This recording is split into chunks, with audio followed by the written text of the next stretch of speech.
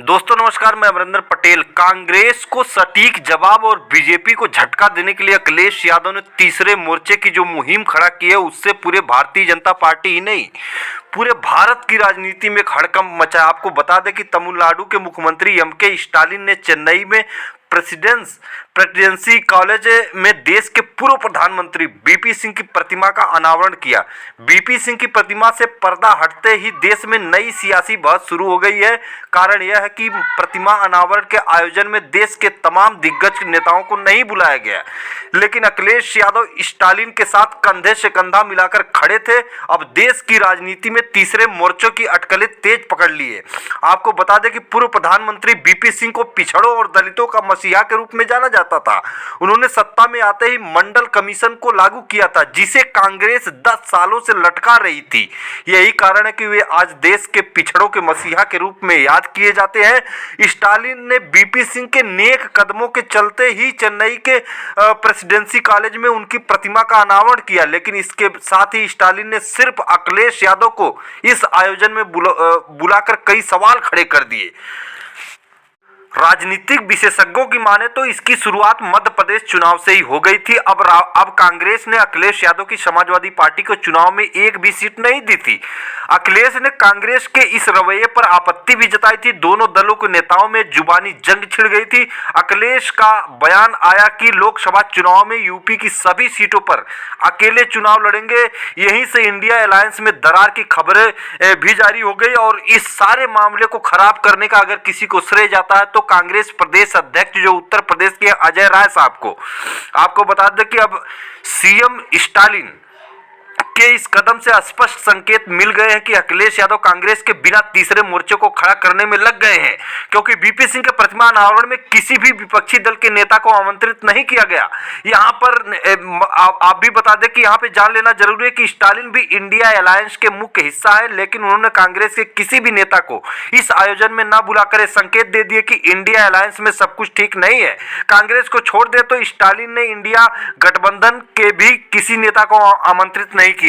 सबसे बड़ा सवाल है कि अखिलेश यादव का साथ कौन देंगे। अखिलेश यादव की बात करें तो राजद और जदयू उसके साथ आ सकते हैं। अखिलेश यादव लंबे समय से बिहार के दिग्गज नेता लालू प्रसाद यादव के साथ मधुर संबंध निभाते आए हैं। मौजूदा सियासी परिस्थितियों को देखते हुए कहा जा सकता है कि अखिलेश यादव कांग्रेस से अलग राजद, जदयू, डीएमके और कुछ अन्य दलों के साथ तीसरे मोर्चे खड़े कर देंगे।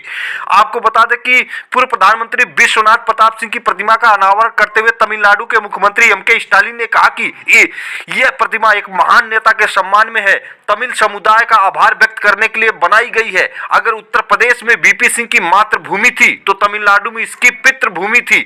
वह बीपी सिंह अपने भाषणों में थान थाई पेरियार सामाजिक कार्यकर्ता का जिक्र जो कि करना कभी नहीं भूलते थे, और इसलिए पेरियार के सामाजिक न्याय की भूमि में पहली बार उनके साथ एक प्रतिमा का स्थापना की गई है। आपको बता दें कि बीपी सिंह की प्रशंसा करते हुए स्टालिन ने कहा कि वे ऐसे व्यक्ति थे जिन्होंने पीड़ितों के लिए सामाजिक न्याय के दरवाजे खोले थे।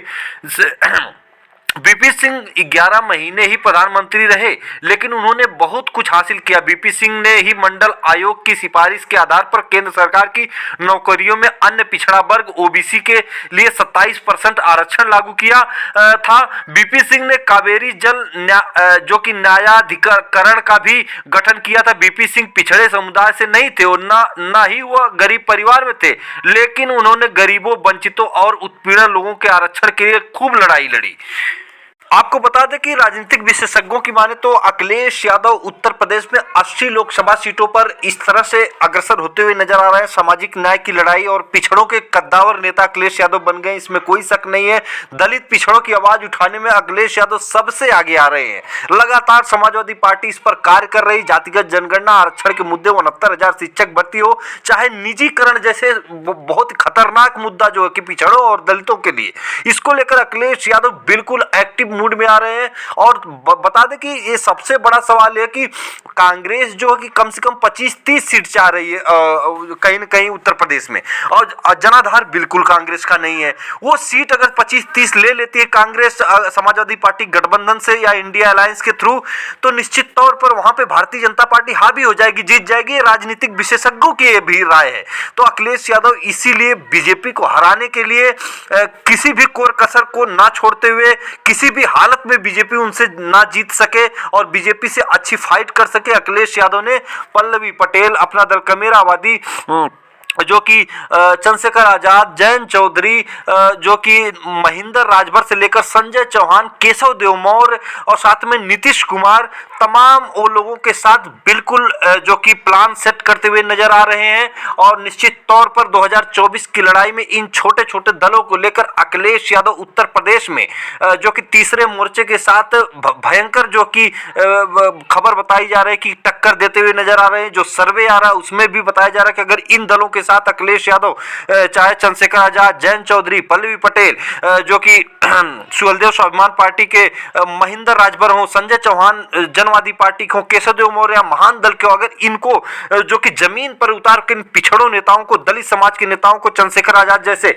इनको जातिगत जनगणना, आरक्षण के मुद्दे, पुरानी पेंशन बहाली का मुद्दा हो, चाहे निजीकरण का मुद्दा हो, 69,000 शिक्षक भर्ती से लेकर तमाम वो चीजें हैं जिसको लेकर ग्राउंड में उतर कर अगर फाइट अगर करते हैं निश्चित तौर पर, तो इसमें समाजवादी पार्टी का पलड़ा भारी होता हुआ दिखाई देगा। ये राजनीतिक विशेषज्ञों की राय है, राजनीतिक जो परखते हैं, समझते हैं, उनका भी मैं ये मानना है। कांग्रेस से साइड होने में भारतीय जनता पार्टी को करारा झटका लगेगा। अगर कांग्रेस जो कि कांग्रेस को से हट के और ये अलायंस जो मैं बताया कि अगर इस तरह का इन लोगों के साथ अखिलेश यादव लड़ते हैं तो जो है कि भारतीय जनता पार्टी को सबसे तगड़ी चोट लगेगी। इस तरह का रिजल्ट, इस तरह का ग्राउंड में रिपोर्ट आ रही है, राजनीतिक विशेषज्ञों की भी राय है और उसी पर वर्क करते हुए अखिलेश यादव आ रहे हैं। फिर मिलेंगे अगली वीडियो में नई जानकारी के साथ, तब तक के लिए नमस्कार।